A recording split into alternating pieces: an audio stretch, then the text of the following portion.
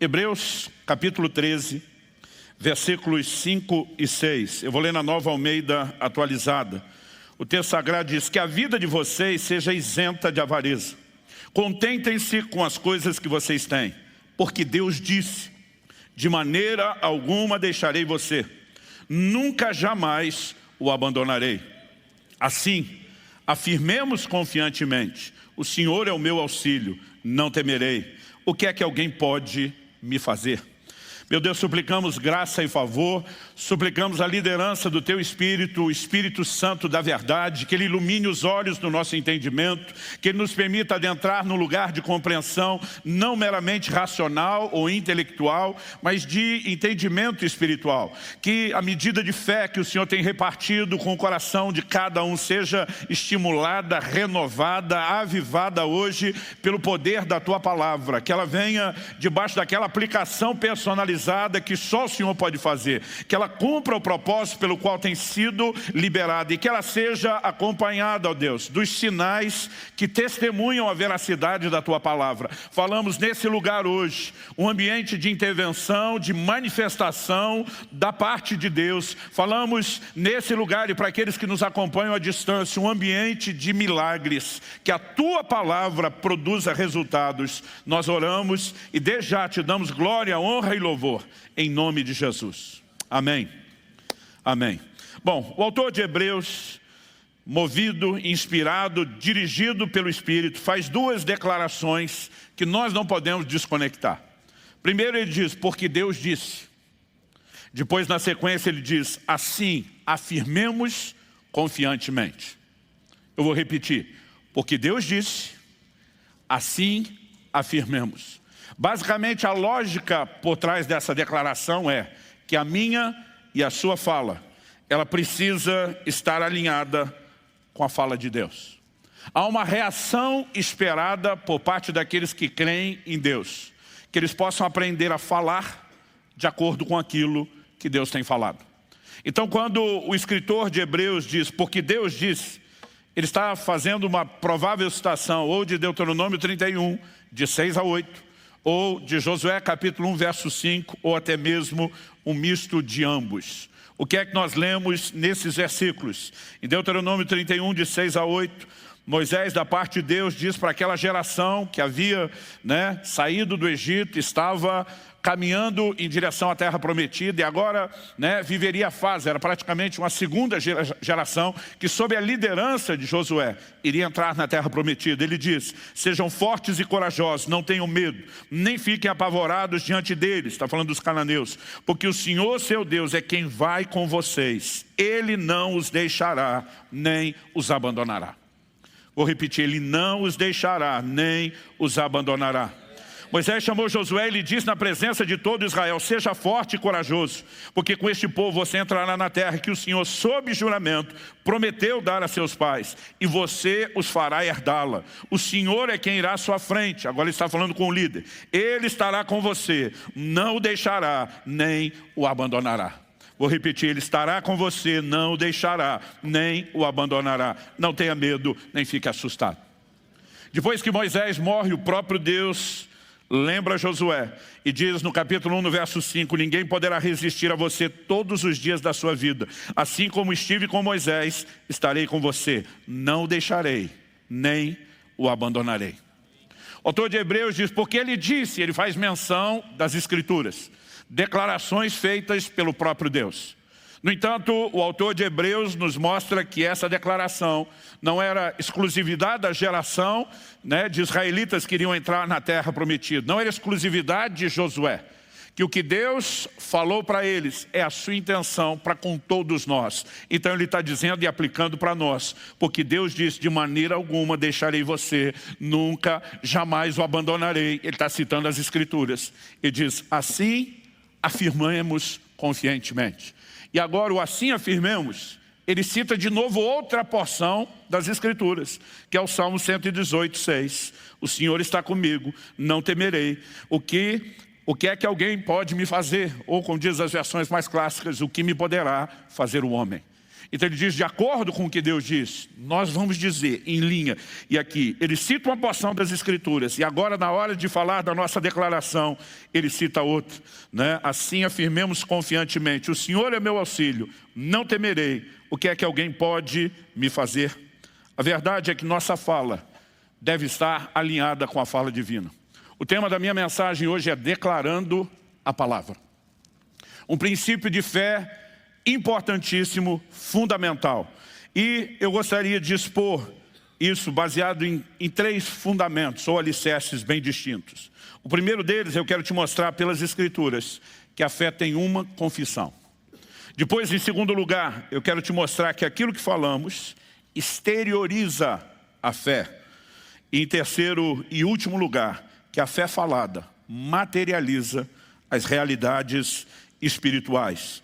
Então, eu quero também chamar a sua atenção, enquanto começamos, que o reconhecimento de que a verdade nas nossas vidas não é necessariamente determinada pelas circunstâncias, mas pela palavra de Deus, é fundamental na vida dos que creem, dos que querem andar e caminhar com Deus. Então, vamos lá. Eu gostaria que, em primeiro lugar, só para efeito didático, não tem nada espiritual nisso, você repetisse comigo o primeiro princípio. Diga, a fé tem uma confissão. Agora, aquele segundo momento que você estava esperando, eu pedi para repetir com mais gosto e vontade. Vamos lá. A fé tem uma confissão. O Senhor Jesus fez a seguinte declaração. No Evangelho de Marcos, no capítulo 11, no verso 23, ele nos ensina um princípio bíblico, uma lei espiritual, de se declarar com a boca aquilo que o coração crê. E diz, porque em verdade lhes digo que, se alguém disser a esse monte, levante-se, jogue-se no mar, e não duvidar no seu coração, mas crê que se fará o que diz, assim será com ele. Não duvidar no coração, mas crê que se fará o que diz. A Bíblia fala de fé ou dúvida, operando no coração, mas sempre sendo externados por meio da boca. O apóstolo Paulo também escreve aos Romanos. E escrevendo aos Romanos, ele faz inclusive uma citação de Deuteronômio. Romanos capítulo 10, de 8 a 10. Porém, o que se diz?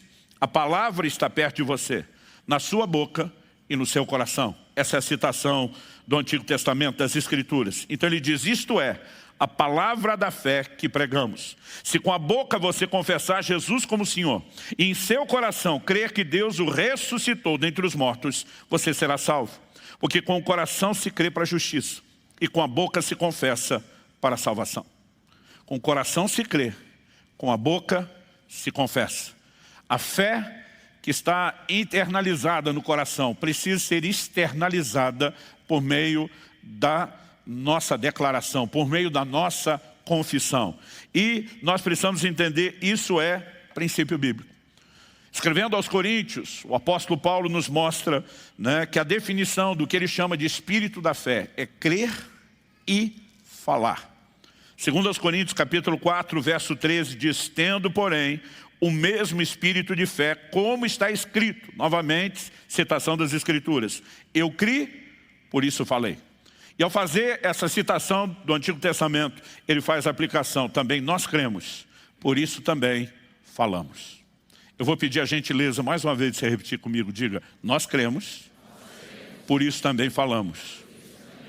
Esse por isso mostra que a fé interiorizada precisa ser externalizada. Como? Por meio de confissão. Portanto, a fé tem uma confissão. E na Bíblia, a relação entre a fé e a confissão, a declaração, ela não é apenas inegável. Eu diria que a sua recorrência nos dá a ideia de ênfase e não apenas de informação. É um grande volume de declarações bíblicas nesse sentido. Por quê? Porque de alguma forma Deus está chamando a nossa atenção para a sua importância. Fé e confissão caminham juntos, caminham de mãos dadas. E nós precisamos entender que quando o escritor de Hebreus está dizendo, porque Deus disse, nós afirmamos, ele está dizendo que há uma forma de se relacionar com a palavra de Deus, que é crer no que Deus declarou no coração, mas também aprender a falar, aprender a declarar, aprender a verbalizar aquilo que o nosso coração crê.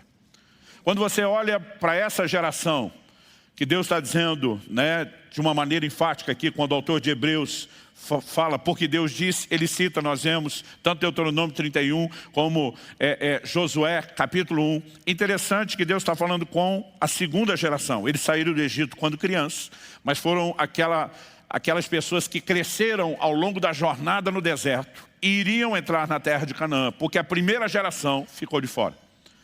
Quando eles saem e, num período curto de dias, chegam no limiar da terra, a Bíblia diz que eles tiveram um posicionamento de medo dos inimigos da terra, não conseguiram confiar nas promessas de Deus. Basicamente, essa é a resenha. Hebreus capítulo 3, verso 19, falando dessa primeira geração, diz, vemos que não puderam entrar, está falando de entrar na terra prometida, vemos que não puderam entrar por causa da incredulidade. O que os deixou do lado de fora daquilo que Deus tinha, foi justamente incredulidade, falta de fé. Que nenhum de nós se engane. A declaração feita no livro de Abacuque, repetida por 3 vezes no Novo Testamento, é: o justo viverá da sua fé. Tudo aquilo que eu e você vamos experimentar em Deus depende da nossa fé. Aliás, Hebreus 11:6 diz, ora, aquele que se aproxima de Deus deve crer que Ele existe e que Ele é galardoador de todos aqueles que o buscam. Mas dessa mesma declaração ele diz, porque sem fé é impossível agradar a Deus. Em Tiago, no capítulo 1, nós também lemos a partir do verso 5, né? Se algum de vós tem falta de sabedoria, peça a Deus. Ele diz, peça porém com fé, não duvidando.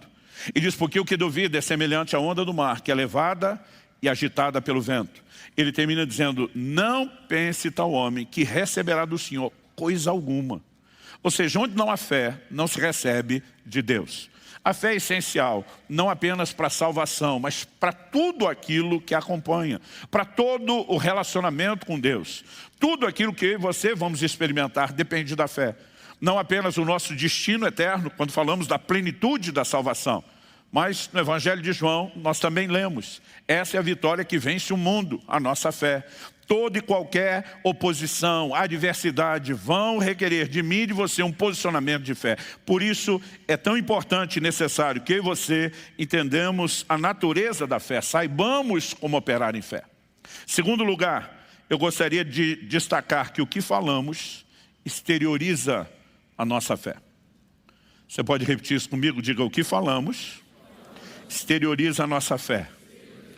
Agora aquela segunda vez empolgada que você só estava esperando eu pedir. O que falamos exterioriza a nossa fé. Então vamos lá. Em Mateus, no capítulo 12, no verso 34, nosso Senhor diz que a boca fala do que o coração está cheio. Ele diz, raça de víboras, como vocês podem falar coisas boas sendo maus? Está dizendo que a natureza do que nós falamos, transbordamos pelos lábios, tem a ver com aquilo que nós somos, com aquilo que carregamos do lado de dentro. Então ele conclui, porque a boca fala do que o coração está cheio. Eu gosto de dizer que normalmente a confissão revela a fé, ou a falta dela, mas não necessariamente a cria. Quando nós falamos de confissão, eu acho que algumas verdades precisam ser melhor entendidas. Porque as pessoas confundem confissão de fé com confissão positiva. Pastor, qual é a diferença? A diferença é que se você confessa a fé que você tem, não são meramente as suas palavras que mudam realidades. São suas palavras carregadas de fé. E você não crê porque você quer. Você só pode crer em cima daquilo que Deus falou. Porque Romanos capítulo 10, verso 17, diz que a fé vem por ouvir e ouvir a palavra de Deus. Outro dia uma pessoa falou para mim, né, se tudo é possível que creio, eu creio que eu posso voar, eu consigo? Falei, não, a menos que Deus te diga. Como não há uma promessa bíblica falando para você voar, você vai precisar de uma palavra específica. Se Ele te der, faz que nem Filipe, que Atos capítulo 8 nos mostra, foi um dos primeiros a voar de Jesus Airlines. A Bíblia diz que o Espírito do Senhor arrebatou a Filipe e se achou em outra cidade. Eu não sei como foi a parada. Com certeza foi um negócio doido. Não sei nem como ele aterrissou lá, se com o cabelo para trás do vento, se foi teletransportado. Mas, a menos que você tenha uma palavra de Deus, você não decide acreditar. A fé ela é inspirada e provocada pelo que Deus fala. Portanto, quando estamos falando de declarar a palavra, aquilo que Deus falou e encher o nosso coração de fé passa a ser verbalizado. Isso é diferente do que até ímpios falam sobre mera confissão positiva. Pode ficar sentado no sofá da sua sala o resto da vida dizendo eu sou rico, eu sou rico, eu sou rico. e provavelmente você não vai ver muita diferença. Porque a confissão positiva, ela tem mais o poder de te iludir do que mudar a circunstância. A confissão positiva é parecido com uma ilustração que eu vi uma vez alguém dar e eu achei muito, tanto engraçada quanto esclarecedora. Ele diz, confissão positiva é a mesma coisa que você botar um Ray-Ban verde numa vaca lá no sertão do árido, não é nem do semiárido, do Nordeste. Quando você botar aquela lente verde, ela vai olhar para o capim seco e vai enxergá-lo verde. Mas a hora que botar a boca lá, continua seco. Porque não importa se você está olhando para aquilo como verde. A sua visão não tem o poder de mudar aquela realidade. A fé tem uma natureza completamente diferente. Ela não precisa daquele Ray-Ban. Ela olha para o capim seco e diz, está seco ao olho natural. Mas Deus falou algo diferente. E ela tem o poder de vivificar, de mudar aquela situação, de reverdecer o capim que secou por uma intervenção sobrenatural. São coisas distintas. Então nós precisamos entender isso. O que falamos normalmente exterioriza a nossa fé. Não é o que você fala que determina o que você vai crer. Por que é importante a gente ver isso? Porque a Bíblia apresenta uma ordem. Eu citei agora há pouco, 2 Coríntios 4:13, a Bíblia diz, nós cremos, por isso falamos. Então qual é a ordem? Primeiro se crê, depois se fala. Mas de vez em quando alguém ouve um tipo de ensino como esse, sobre a importância de declarar a palavra, e ele começa a tentar declarar, para ver se ele consegue crer depois. Outro dia eu vi alguém, tentei praticar esse negócio. Eu falei, não é tentar praticar. Em primeiro lugar, é um princípio. Se você crê, não importa se alguém te ensinou ou não, você vai falar. Se no seu coração a fé estiver acesa, cheia da palavra de Deus, ninguém vai te parar. Agora, se por um lado a Bíblia diz que a fé vem por ouvir, eu quero que você saiba que a dúvida também vem por ouvir. A fé vem por ouvir a coisa certa, a palavra de Deus. A dúvida vem por ouvir a coisa errada. Quando Moisés envia aqueles 12 espias para a terra de Canaã, 10 dos 12 voltam com um relato ruim. A Bíblia diz que eles infamaram a terra. Mas pastores disseram, a terra é boa. Não só boa, eles disseram, verdadeiramente ela mana leite e mel. Mas eles começaram a dizer, mas tem gigante. A terra está ocupada, não está lá dando sopa. Está cheio de inimigos, não são inimigos quaisquer, são gigantes. Não são apenas gigantes, habitam em cidades fortificadas. E as cidades fortificadas estão no alto dos montes. O livro de Números diz que eles fizeram derreter o coração do povo. Porque o povo escolheu dar ouvidos ao relato da circunstância, em vez de dar ouvidos à palavra de Deus. Agora tem 2, não só no meio dos 12, mas no meio daquela geração inteira. Foram os únicos que entraram na terra prometida, Josué e Caleb. O posicionamento deles é completamente diferente. Eles começam a se posicionar, e daí que a terra tem gigantes. Eles dizem diante do povo, ausentou-se deles a sua segurança. O Senhor é conosco, nós não vamos temê-los, nós vamos consumi-los como pão.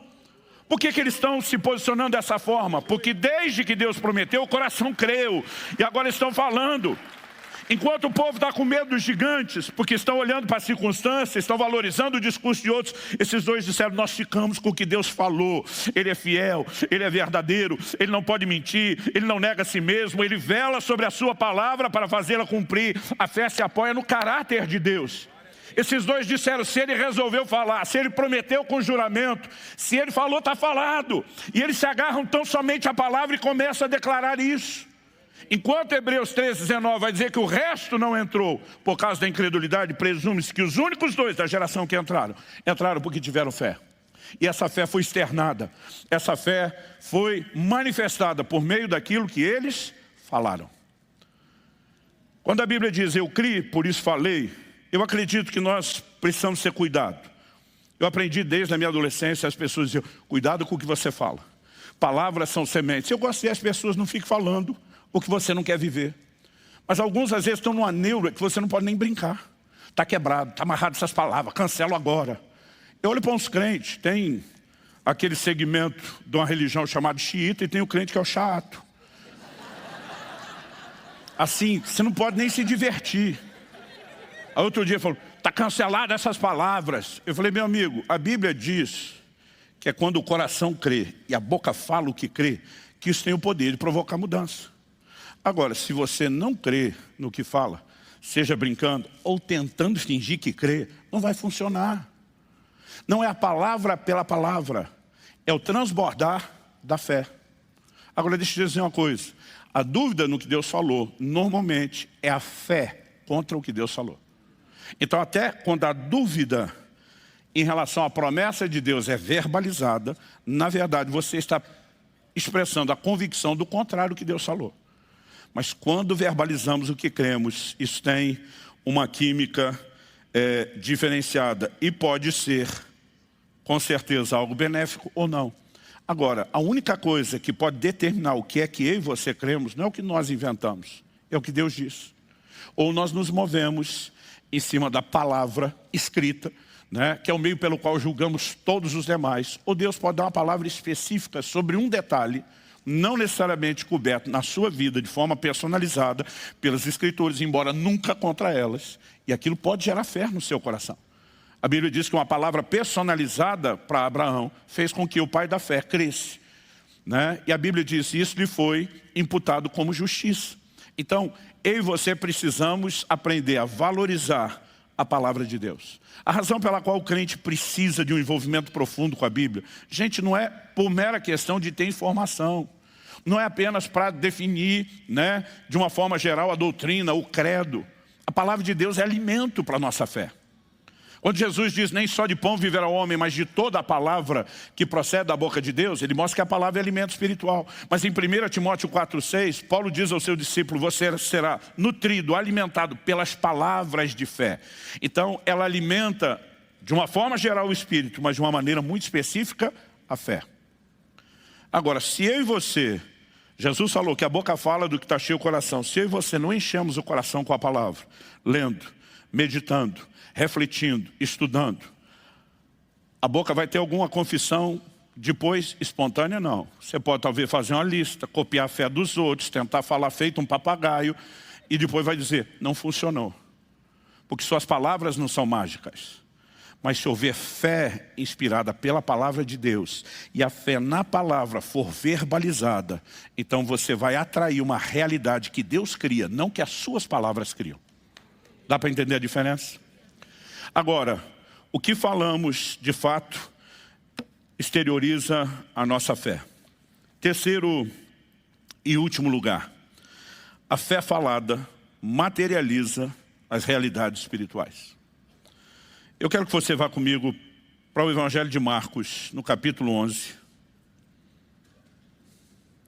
Evangelho de Marcos, capítulo 11. Eu quero que você leia comigo do versículo 12 ao 14. O texto diz assim, no dia seguinte, quando saíram de Betânia, Jesus teve fome. E vendo de longe uma figueira com folhas, foi ver se nela acharia alguma coisa. Aproximando-se dela, nada achou, a não ser folhas, porque não era tempo de figos. Então Jesus disse à figueira, não a Deus, Jesus disse à figueira, nunca mais alguém coma dos seus frutos. E os discípulos de Jesus ouviram isso. Agora pula comigo para o verso 20. Passando eles pela manhã, viram que a figueira estava seca desde a raiz. Então Pedro, lembrando-se do que foi dito o dia anterior, falou, mestre, eis que a figueira que o Senhor amaldiçoou ficou seca. Estão impressionados. O Senhor falou, e aquilo que o Senhor falou aconteceu. É diante desse cenário que Jesus responde, verso 22. Ao que Jesus lhes disse, tenham fé em Deus. Por quê? Eu quero lembrar você que porque é uma conjunção, a palavra de ligação entre o raciocínio que está sendo criado e a conclusão a que se chega. Porque em verdade lhes digo que se alguém disser a esse monte, levante-se, jogue-se no mar e não duvidar no coração, mas crê que se fará o que diz, assim será com ele. Jesus está dizendo da mesma forma como vocês me viram falar e aquilo que eu declarei se materializou, vocês podem viver nesse lugar.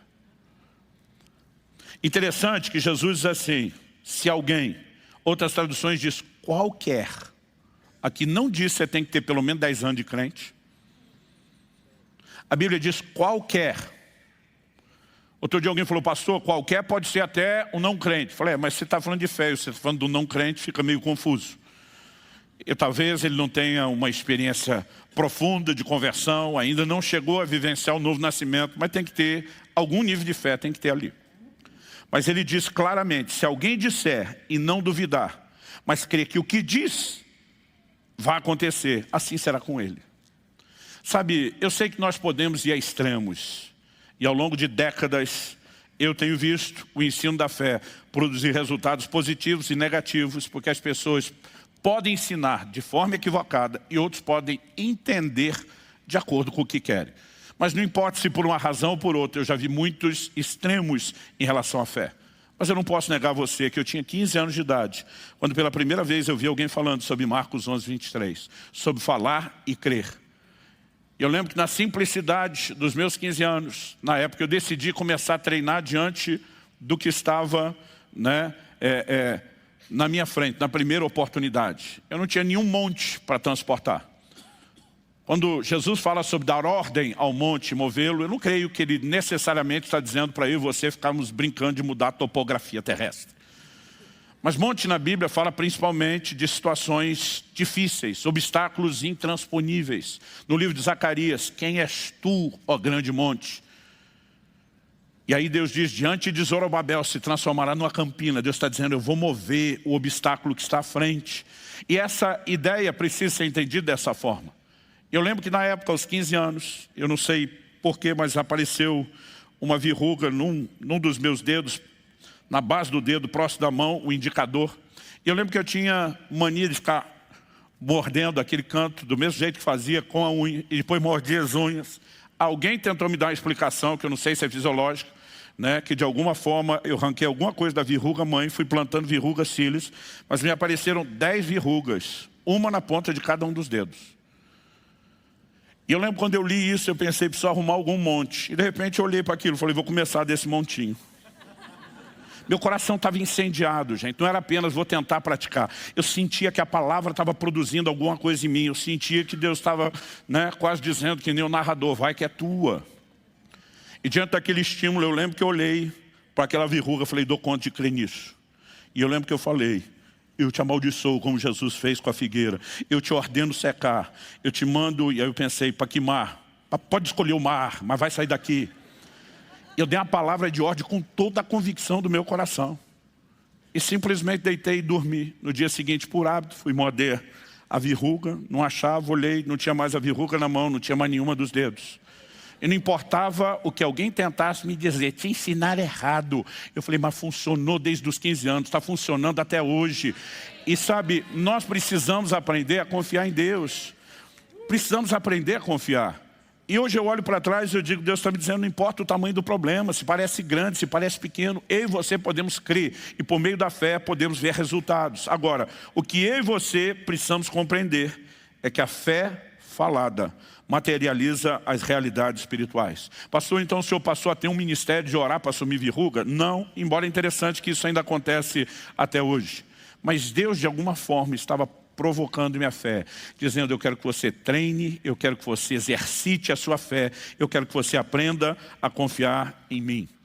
E algo que eu e você precisamos entender sobre a natureza da fé, quando a Bíblia diz em Hebreus 11 que a fé é a convicção daquilo que não se vê, eu gosto de uma tradução mais antiga da Bíblia de Jerusalém. Esses dias consultei uma publicação moderna e eles mexeram um pouquinho, mas uma mais antiga tentou traduzir esse texto assim, a fé é uma posse antecipada daquilo que se espera.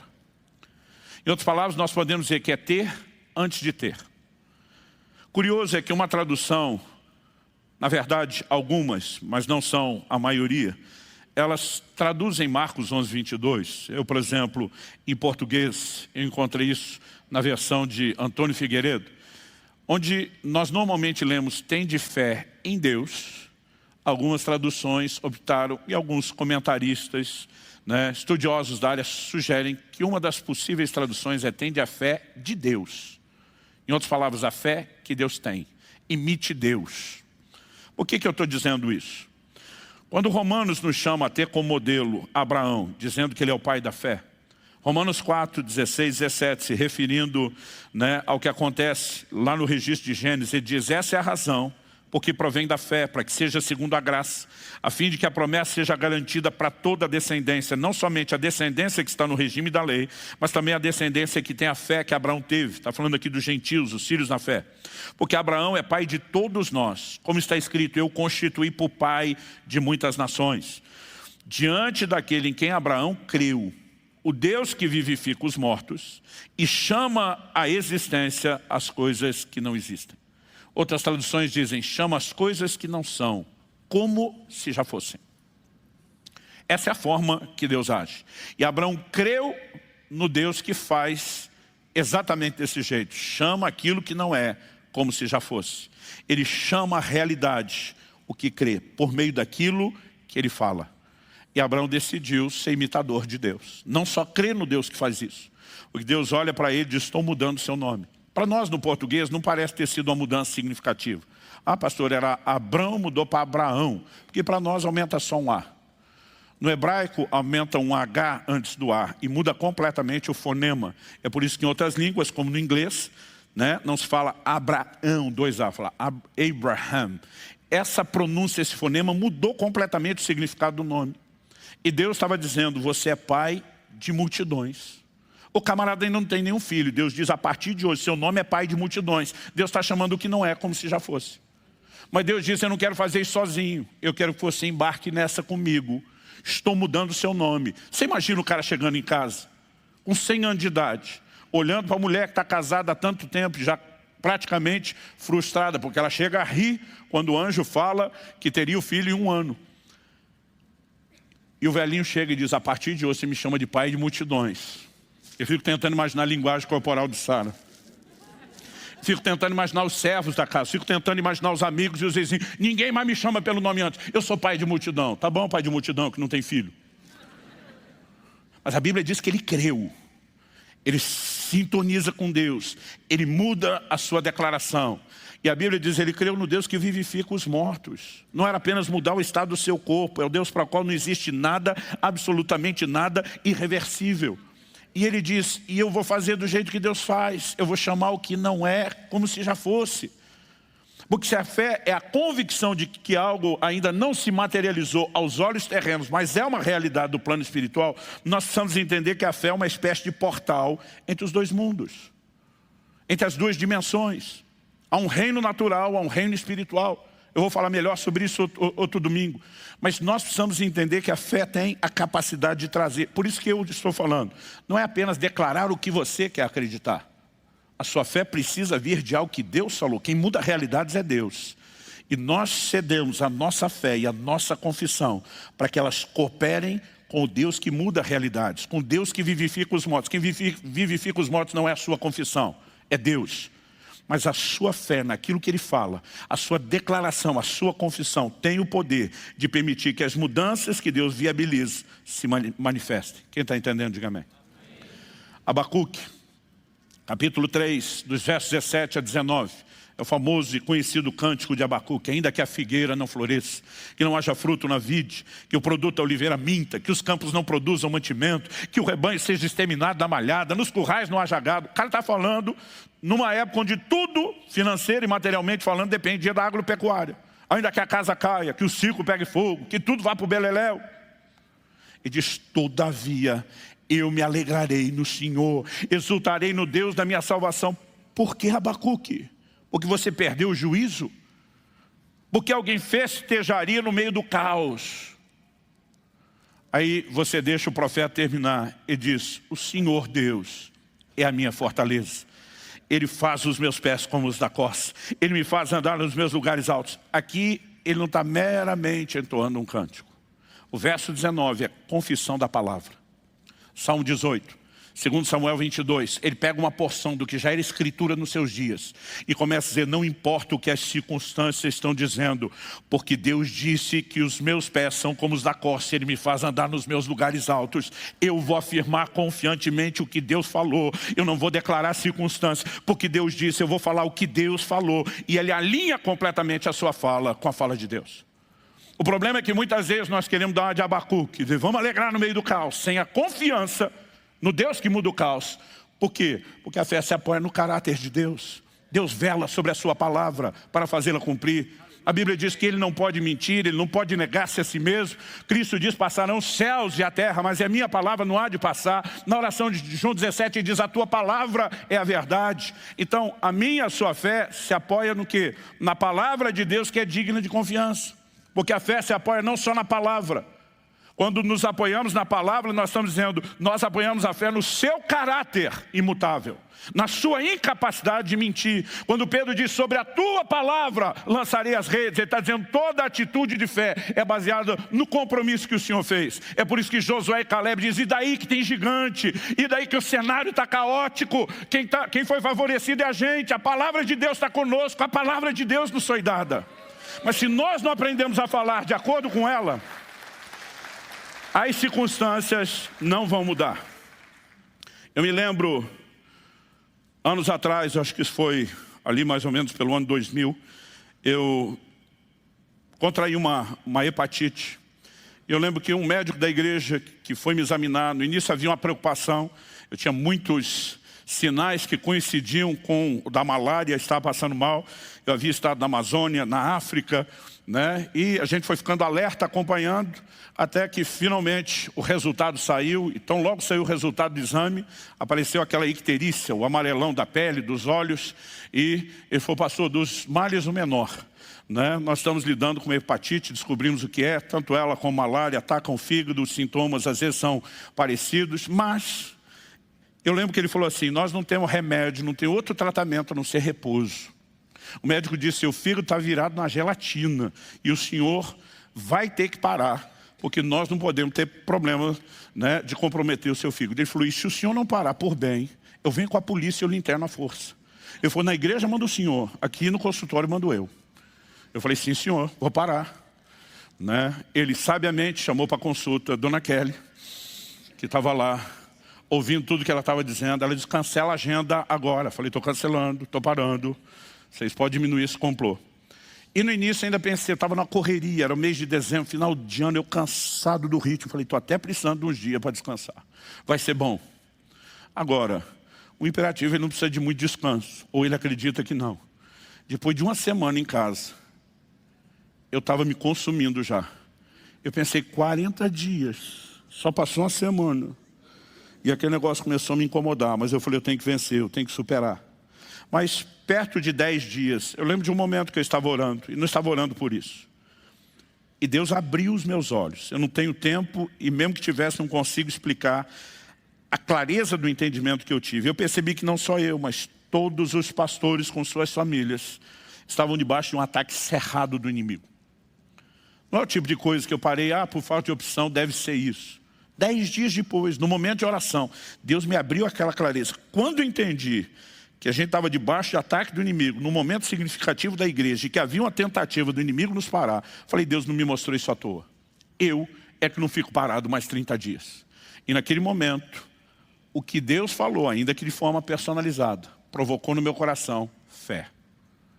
Mas no início, eu comecei tentando imitar a fé que eu manifestei em outros momentos. Eu comecei tentando imitar outros. Falei, não tem outro remédio, é declarar a palavra de Deus. Passei 2 dias inteiros confessando todos os versículos de cura e de saúde que eu encontrava na Bíblia. Bendiz a minha alma ao Senhor, não se esqueça de nenhum só dos seus benefícios. É Ele quem perdoa todas as tuas iniquidades, Ele quem sara todas as tuas enfermidades. Pelas suas pisaduras estou sarado. Eu ia versículo após versículo, 2 dias inteiros. Depois de 2 dias inteiros, falando sem parar, andando pela casa de um lado para o outro, só ficava falando da Bíblia. Na segunda noite, eu tive um sonho. Qual foi o sonho? O que me incomodava naquele estado de hepatite não era tanto o amarelão, a icterícia da pele e dos olhos. Era, e desculpa, eu não consigo contar histórias sem tocar no que para alguns é nojento, era a cor da urina, que fica muito escura. Quem teve sabe. Cada vez que ia ao banheiro eu via a cor da urina, eu ficava assim, todo estragado por dentro. Aquele negócio me incomodava. Nesse sonho, a única coisa que eu lembro, a hora que eu acordei, eu tinha acabado de sonhar, acordei com aquilo. Eu ia ao banheiro e observava que a cor da urina estava clara. E no sonho eu dizia, glória a Deus, esse é o testemunho que eu fui curado. Acordei com aquilo. Gente, eu dei-lhe um pulo da cama. Glória a Deus, estou curado. Corri no banheiro, urinei, a cor da urina estava escura. A hora que eu vi aquilo, gente, pensa num cara assim que murchou. Eu voltei do banheiro para o quarto, parecia um orangotango, com as mãos já lá no chão. Desanimado, eu lembro que me joguei na cama. Falei, Deus, eu acho que tem hora que a gente quer fantasiar, espiritualizar tudo. Tem hora que tem que aceitar a circunstância mesmo, que seja 30 dias de cama. Eu desisti naquele momento. Enquanto eu estou ali resmungando, que é o que eu brinco, que eu digo que não é nem oração, é choração. O Espírito Santo falou comigo. Ele diz, eu te mostrei no sonho a realidade espiritual. Você escolheu acreditar na natural. Quando ele falou aquilo, meu amigo, algo dentro de mim brotou, que eu não tinha naqueles 2 dias. Era uma certeza, peraí, o Senhor mostrou, é o Senhor falando. Eu levantei daquela cama e falei, diabo, você tentou me desanimar usando esse negócio. Revanche, nós vamos para o segundo round agora, maluco. Enchi uma jarra d'água e comecei um copo atrás do outro a tomar aquilo declarando, pelas suas pisaduras fui saurado. Bendize a minha alma ao Senhor, não se esqueça de nenhum só dos seus benefícios e dele um copo d'água atrás do outro. Quando o tanque encheu e eu precisei esvaziar, a urina estava clara. Essa é a hora que o diabo fala para você, também com o tanto de água que tomou. Mas nunca mais ficou escura. Sabe, há um momento onde eu...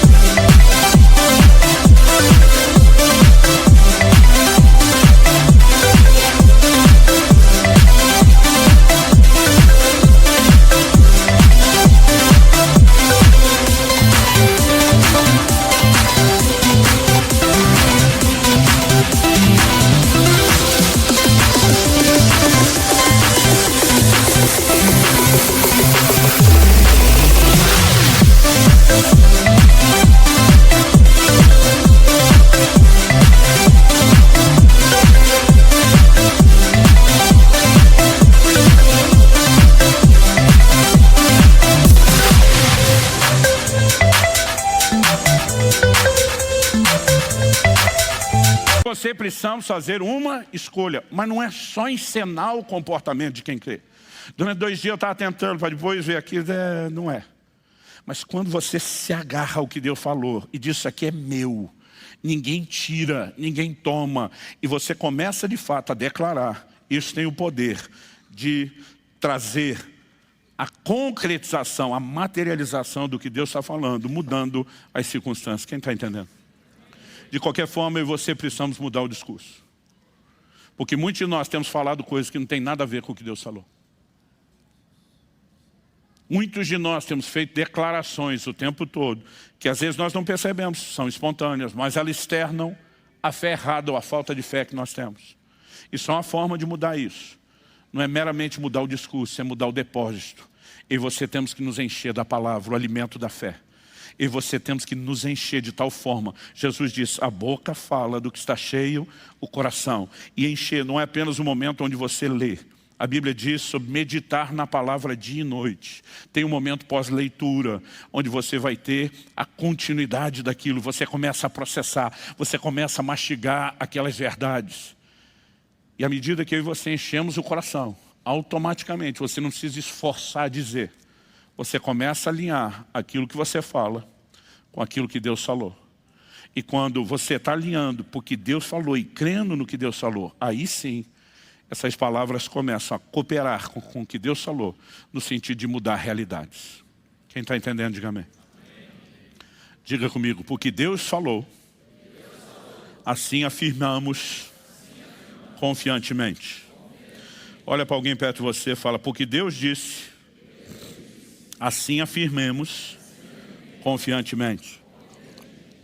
Vamos ficar em pé para parecer que está acabando.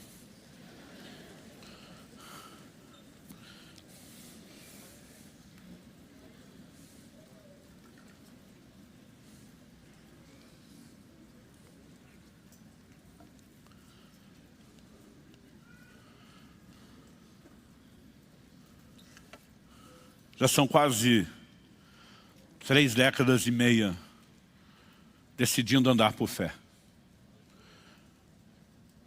Eu percebo quando eu olho para alguém crendo, que a fé dos outros pode dar dor de barriga na gente que não está crendo igual. Pode deixar a gente desesperado.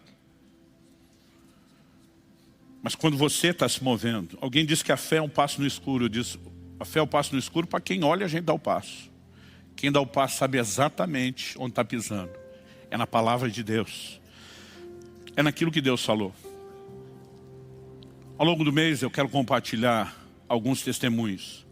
Mas é precioso olhar ao longo de anos e e ver tanta intervenção de Deus. Mas a verdade é que Deus não tem filhos prediletos. Eu não aceito a ideia de Deus ter filho predileto, a menos seja eu, aí eu posso abrir uma exceção. Senão, não. Gente, eu sou de uma época onde a Coca-Cola de 1 litro era chamada família, porque era para a família inteira. No nosso caso era para uma família de 5. E era só para o domingo, que não tinha dinheiro para tomar esse negócio todo dia. É por isso que naquela época a gente não sabia que fazia mal, tomava pouco. E eu lembro que minha mãe tinha que colocar os copos de nós, os filhos, e preenchê-los um do lado do outro. E a gente ficava regulando milimetricamente. Ali, tem uma gotinha mais ali, quero aqui também. Sabe, eu não sei se foi o treino, mas até hoje, se eu ver Deus enchendo seu copo, eu vou falar para ele, tem o mesmo direito. Sabe, cada vez que eu vejo alguém que entrou mais fundo em Deus, que foi mais longe, isso me inspira. Porque eu digo, se ele pode, eu também posso. Se ele tem direito, eu também tenho. Eu lembro que esse médico me atendeu no caso da hepatite. O interessante é que, depois daquela ida ao banheiro, a icterícia, o amarelão da pele sumiu, dos olhos sumiu. No dia seguinte, eu apalpando, já não sentia o inchaço da região do fígado. Eu fui lá para o consultório. E quando ele me viu, ele primeiro olhou, o que você está fazendo aqui? Você está em casa. Eu falei, doutor, o senhor me disse para ficar em casa, a menos que eu aparecesse com uma daquelas histórias que eu conto no púlpito. Ele olhou para mim e falou, não. Eu falei, sim. Não, eu falei, sim, vim para o senhor examinar. Eu lembro que ele me...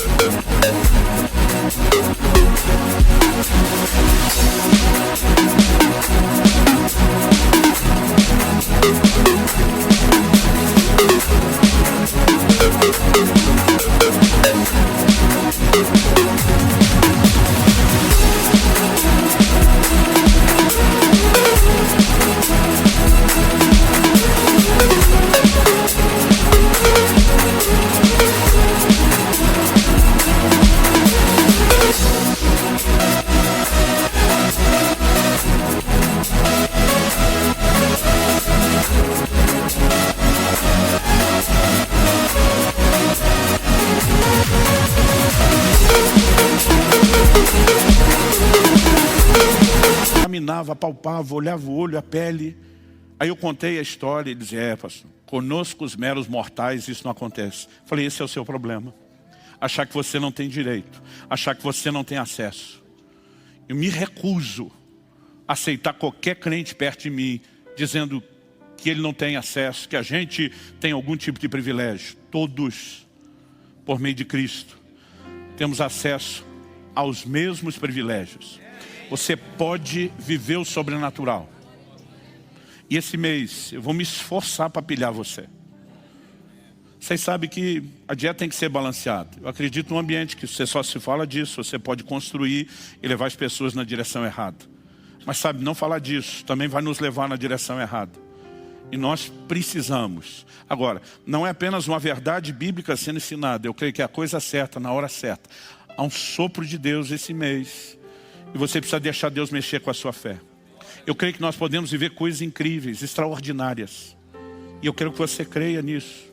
Deixe sua fé ser estimulada, provocada. Talvez você precise ouvir essas ministrações mais de uma vez. Talvez você precise deixar esse negócio realmente mexer, entrar mais fundo, não só na sua mente, mas no seu coração. Mas nossa fé pode e deve ser ativada de uma forma diferenciada. Meu Deus, nós suplicamos graça e favor do alto sobre cada um dos meus irmãos e irmãs nesse lugar. Eu oro, meu Deus, em nome de Jesus, que o Espírito Santo, chamado nas Escrituras de o Espírito da fé, fortaleça, vivifique, provoque, estimule, encoraje, renove a fé dos meus irmãos e irmãs. Abra o nosso entendimento, não apenas hoje, ao longo desse mês, Senhor, para compreender melhor a fé, para corresponder contigo.